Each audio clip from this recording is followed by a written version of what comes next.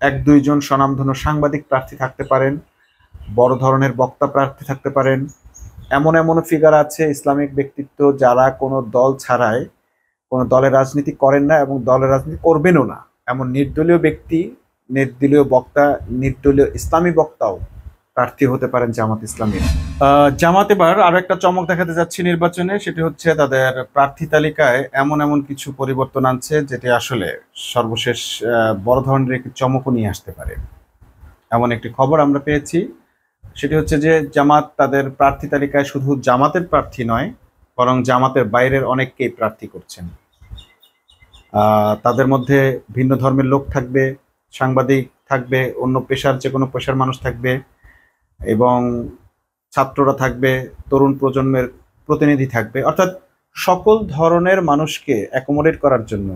ভালো কথা, নারীরাও থাকবেন, সে পর্দানসীন হোক বা পর্দানসীন না হোক, অর্থাৎ সব ধরনের মানুষের প্রতিনিধিত্ব তারা এবার করে এমন মানুষকেই তাদের নির্বাচনে প্রার্থী করবেন। যেহেতু এটা নির্বাচন সকল ধরনের মানুষের ভোটের ব্যাপার, সেখানে তারা শুধুমাত্রই দলের ভোটার বা দলের প্রার্থীকেই মনোনয়ন দেবেন এমন নয়, বরং এই দলের সঙ্গে কাজ করতে আগ্রহী, এই দলকে বিজয়ী করে সংসদে যেতে আগ্রহী এমন যে কাউকে, জনপ্রিয় যে কাউকে তারা প্রার্থী করতে একটি সংকল্প নিয়েছেন এবং সেটি তারা নির্বাচনের তফসিল ঘোষণার আগেই, অর্থাৎ ডিসেম্বরের আগে পরে, অর্থাৎ ডিসেম্বরের ফার্স্ট উইকেই সম্ভবত তারা তাদের সেই প্রার্থীদের তালিকা আবার প্রকাশ করতে যাচ্ছেন।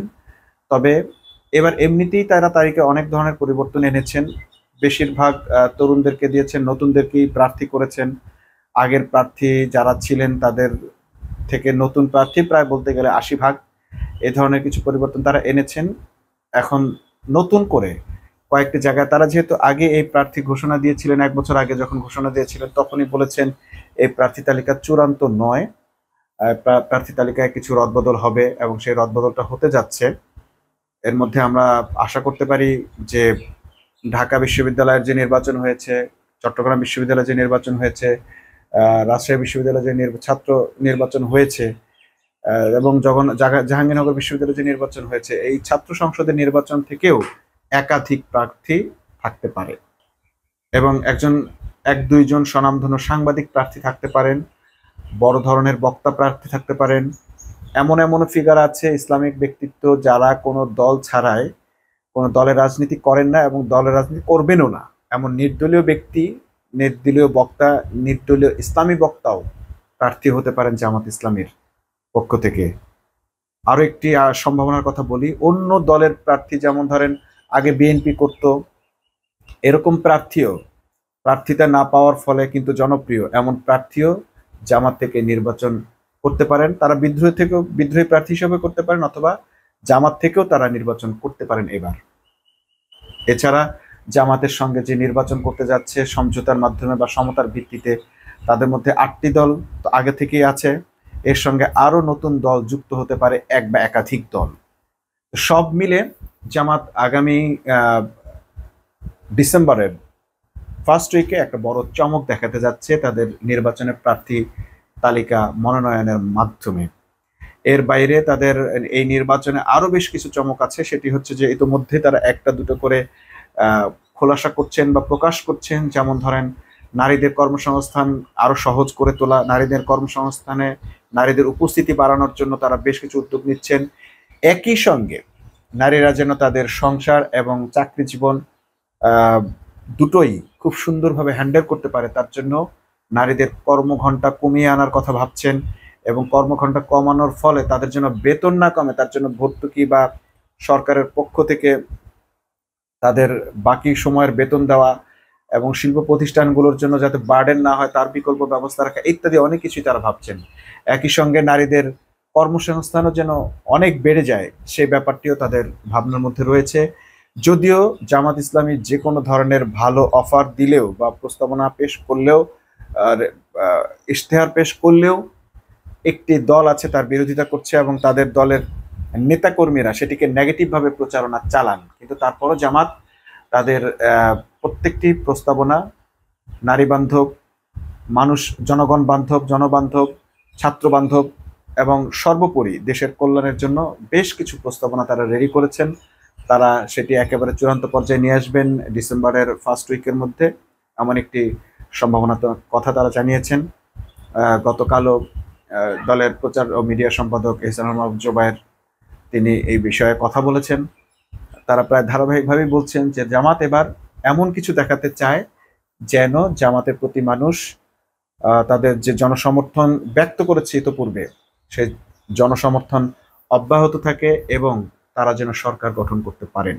অর্থাৎ সরকার গঠনের জন্য এক প্রকার মরিয়া হয়ে উঠেছে জামাত, এবং তাদের প্রস্তুতি আছে এবং জনগণ সমর্থন দিলে তারা যে কোনো সময় সরকার গঠন করে জনগণের জন্য একটি জনবান্ধব রাষ্ট্র গঠনের সর্বাত্মক পরিকল্পনা তাদের আছে।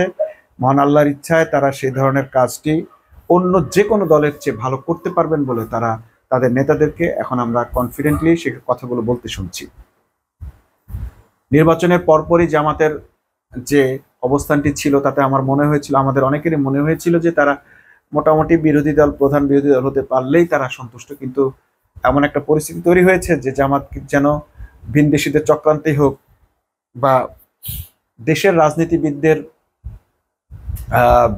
অধৈর্য ভূমিকার কারণে হোক কিংবা সব লুটপাট করে খাওয়ার ইচ্ছাই হোক, নীতির কারণে হোক, যে কোনো কারণে হোক, ভ্রাতৃপ্রতিম বন্ধুপ্রতিম রাজনৈতিক দলগুলোর সঙ্গে মনোমালিন্যের কারণেই হোক, জামাতের প্রায় সে আশাও প্রায় ভঙ্গুর হতে যাচ্ছিল যে তারা প্রধান বিরোধী দল হতে পারছেন না বা হতে দেওয়া হচ্ছে না, এমন একটি চক্রান্তের আভাস পাওয়া গিয়েছিল। সেখান থেকে জামাত এবার একেবারে সরকারি দল গঠনের মতো পর্যায়ে পৌঁছে যাওয়া এবং তাদের আশাবাদী হয়ে ওঠা, বিশেষ করে জামাতের প্রতিনিয়ত তাদের আসনের ক্রেডেনশিয়াল বাড়ছে। একটা সময় তারা যে আসন সংখ্যা 80টি আসন সংখ্যা, তারপরে 100, তারপরে 120টি আসন সংখ্যা প্রায় নিশ্চিত করে তাদের যে জরিপ তৈরি হয়েছে, এটি আসলে এখন একটি বড় ধরনের বাংলাদেশের মানুষের জন্য বড় ধরনের খবর যে আসলে জামাত তার প্রতিনিয়ত তাদের আসনের সংখ্যা বাড়াচ্ছেন এবং তারা এই আসনগুলোকে যে ক্যাটাগরি করেছেন, এই ক্যাটাগরি তাদের কাজের ফলে, রেপুটেশনের ফলে এই A+ ক্যাটাগরিতে উঠে আসছে বেশ কিছু আসন।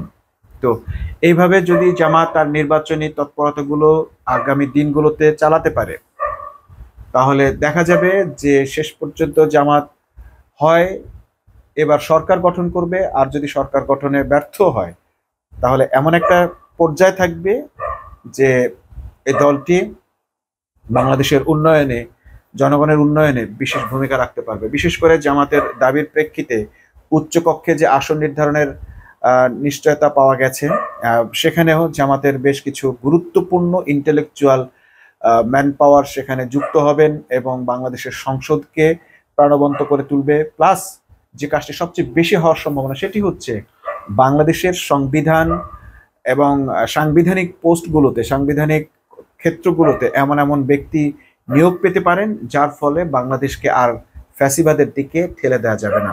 সবচেয়ে বড় অর্জন হতে যাচ্ছে এটি যে বাংলাদেশ আর কখনো ফ্যাসিবাদের দিকে ধাবিত হবে না, এবং সেই রকম একটি উচ্চকক্ষ আগামী সংসদে নির্বাচিত হতে যাচ্ছে। অনেকেই বলতে চাচ্ছেন এটিকে আবার মনোনীত, কিন্তু আসলে প্রার্থীরা আগের মতোই মনোনীত থাকবেন, কিন্তু এই প্রার্থীরাও এই নির্বাচনে যারা উচ্চকক্ষে যাবেন তারাও নির্বাচনে ভোটের প্রেক্ষিতে যাবেন। অর্থাৎ যে ভোটগুলোকে আমরা এতদিন ভাবতাম যে একজন নির্বাচিত হচ্ছে একটি আসনে সর্বোচ্চ ভোট পেয়ে, কিন্তু তার নিকটতম প্রতিদ্বন্দ্বিতা আর কোনো আসন পাচ্ছে না, কিন্তু এখন উচ্চকক্ষে ওই দলের একজন প্রার্থী থাকবেন। তো এই যে একটি সুযোগ তৈরি হয়েছে, যার ফলে একই দলের অধিক সংখ্যক বা ওভারহেলমিং জয়ের ফলে যেভাবে সংসদগুলো একতরফা হয়ে যায় এবং সংসদের ভেতরে থেকে সব ধরনের কাজ নিজের ইচ্ছা মতো করে ফেলতে পারে সরকারি দল, সেটি আর আগামীতে হচ্ছে না। এর চেয়ে বেশি আমরা অপেক্ষায় থাকব যে জামাত ক্ষমতায় আসলে কি কি করবে। তাদের যে ইশতেহার, সেই ইশতেহারটি অবশ্যই ইশতেহারে বড় ধরনের চমক থাকবে, প্রার্থীতেও চমক থাকবে, এমন এমন জনপ্রিয় প্রার্থীরা থাকবে যাদেরকে পুরো বাংলাদেশের মানুষ পছন্দ করেন। আরও একটি জিনিস আমরা দেখার আশা করছি, সেটি হচ্ছে জামাত এবার নির্বাচনে সর্বোচ্চ উদারতা দেখাবে তাদের সমমনা দলগুলোর ক্ষেত্রে এবং প্রার্থী বাছাইয়ের ক্ষেত্রেও। ঢাকা বিশ্ববিদ্যালয়ে তারা যে টেকনিক অবলম্বন করেছে, তাদের ছাত্র সংগঠন ইসলামী ছাত্র শিবির সর্বদলীয় বা সব ধরনের পেশার মানুষকে ঐক্যবদ্ধ করে যে প্যানেল তারা দিয়েছে, জামাত এই জাতীয় রাজনীতিতেও ঠিক সকল শ্রেণী পেশার এবং সকল ধরনের জনপ্রিয় ব্যক্তিদেরকে অ্যাকোমোডেট করার চেষ্টা করছেন। নারী পুরুষ নির্বিশেষে তাদের এই প্রার্থী তালিকায় উঠে আসছে। আগামী নির্বাচনের জন্য ইশতেহারে এবং প্রার্থী বাছাইয়ে জামাত বড় ধরনের চমক দেখাতে পারে এবং সর্বশেষ চমক হতে পারে নির্বাচনের দিনে। কি হতে যাচ্ছে বা কি হবে আমরা আপাতত সেদিকে লক্ষ্য রাখছি। এদিকে যদি জামাতের সঙ্গে একই সঙ্গে কম্পিটিশন করে বিএনপিও কোনো বড় ধরনের চমক নিয়ে আসে, তাতেও জনগণ ব্যাপকভাবে লাভবান হবে বলেই আমরা মনে করি।